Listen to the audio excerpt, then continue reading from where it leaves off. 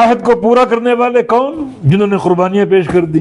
امیر حمزہ نبی صلی اللہ علیہ وسلم کے چچا، مصعب بن عمیر، عبداللہ بن جہش،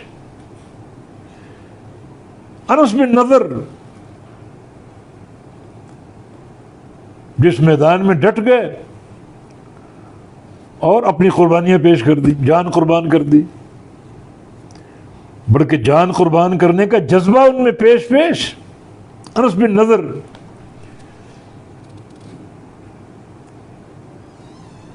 وہ افسوس کا اظہار کرتے تھے کہ نبی علیہ السلام کا پہلا غزوہ جنگ بدر اور میں اس میں شریک نہیں تھا. عزم کرتے تھے کہ آئندہ کوئی جہاد کا موقع آیا تو اللہ دیکھے گا میں کیا کرتا ہوں. چنانچہ احد کے میدان میں نبی علیہ السلام کے ساتھ تھے، شانہ بشانہ تھے، میدان میں ڈٹ گئے. ایک عارضی طور پہ صحابہ نے میدان چھوڑا. سعد بن معاذ رستے میں ملے. سعد کہاں جا رہے ہو؟ ابو عمر کہاں جا رہے ہو؟ انی اجد ریح الجنت دون احد، مجھے احد پہاڑ کے پاس جنت کی خوشبوئیں آ رہی ہیں. بڑھو آگے، جہاد کرو، مقابلہ کرو. آگے بڑھتے گئے حتیٰ کہ شہید ہو گئے. جب ان کی لاش کو دیکھا گیا 80 زخم کے نشان، 80 زخموں کے نشان تھے. 80 زخموں کے، ضربہ و طعنہ و رمیہ، 3 طرح کے زخم.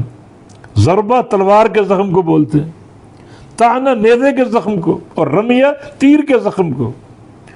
کہیں تلوار لگی اور کہیں نیزے جسم میں جو ہیں وہ پیوست ہیں اور کہیں تیر لگے ہوئے ہیں.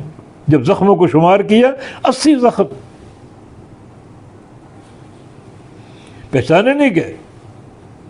ان کی بہن ربیہ بنت نضر، انہوں نے دیکھا جب ان کو تو پوروں سے دیکھ کر پہچانا یہ میرے بھائی کی لاش.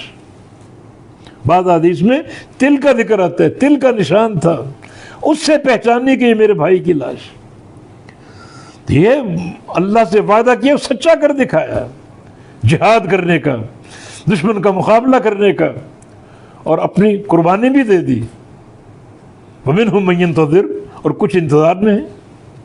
باقی صحابہ انتظار میں، ہمارا وقت کب آئے. وہی قربانی دینے کے لیے تیار ہیں.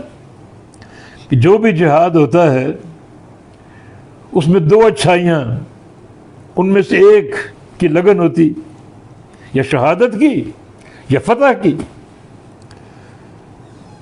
یا فاتح بن کر نکلے میدان سے، یا شہید ہو کے اللہ کے پاس پہنچ جائے. فتح بھی قوت ہے، شہادت بھی قوت ہے. موت کو نقصان سمجھتا ہے دشمن، کفار، مسلمان نہیں.